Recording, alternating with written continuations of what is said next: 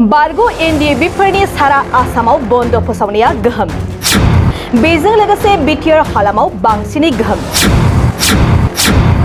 बर' हारिनि सिनायथि थामोनथा आरो रैखाथिनि थाखाय गावनि जिउखौ बाउसोमनानै हाबा मावनाय रन्जन दैमारि, जायनाखि दिनैनि समाव गासैबो बर'फोरनि गोसोआव खुगायाव मेलेमाव रन्जन दैमारि। आजीवन जेলত थाकुंते थाकुंते बर'लेण्ड হৈ যাব। आजीवन जेলত थाकुंते थाकुंते बर'लेण्ड হৈ যাব। हारिनि थाखाय गावखौ बाउसोमना दावहा नांबोनानै दुखुनांथावै जोबथेसालियाव थानांदोंमोन बर'फोरनि जोहोलाव रन्जन दैमारिया। थांनाय माखासे बोसोर सिगां बर'फोरनि गेजेराव थामथि गोरोबथा जादोंमोन। बे गोजोन गोरोबथानि गेजेरजों जोबथेसालिनिफ्राय रन्जन दैमारिया उदां जानांगौआ बयबो बर'फोरनि मिजिंमोन।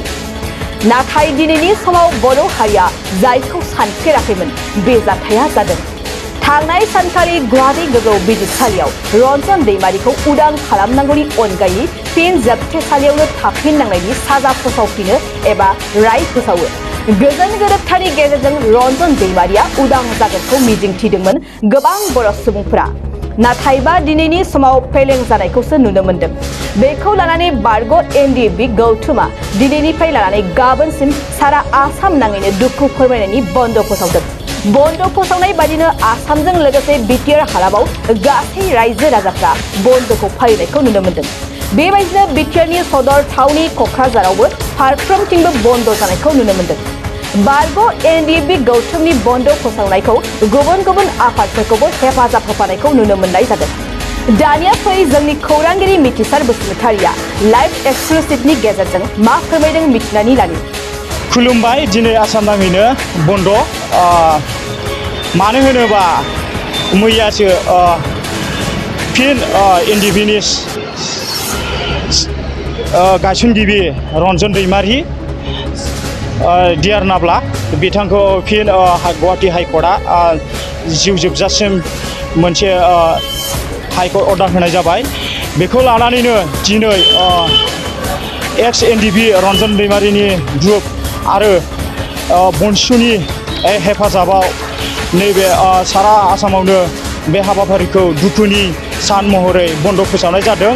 दिनै फुंबिलि समनिफ्राय आरो गाबोन बन्द फोसावनाय जादों 24 घन्टा।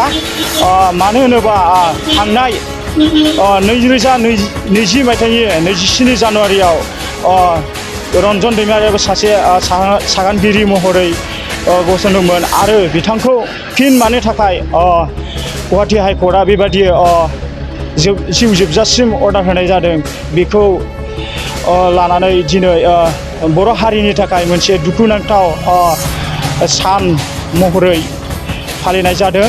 आरो बे समाव आङो दङ नैबे क'क्राझार सहरनि क'क्राझार टाउनाव।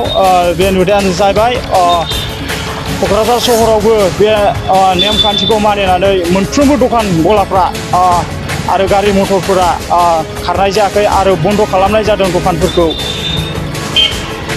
बे समाव आरो उननि समाव बिथांनि फिन मोजां फिथाइया मा जायो उननि समाव जोङो जोंनि खौरांनि गेजेरजों जोङो फोरमायहरनाय जागोन। गोजोन्थों।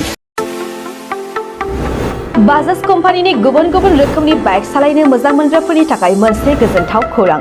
ब्रह्म अट'मबाइल्स एबा बाजाज श'रुमआ लाबोदों नोंथांनो दुर्गा फुजानि स्पेशल अफार।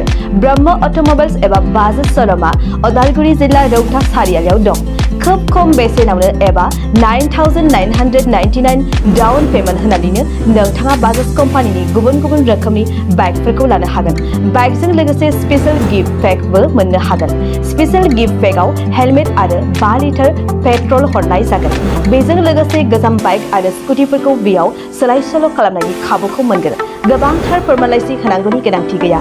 स्पेशल अफारा 27 सेप्तेम्बरनिफ्राय 8 अक्ट'बरसिम सोलिगोन।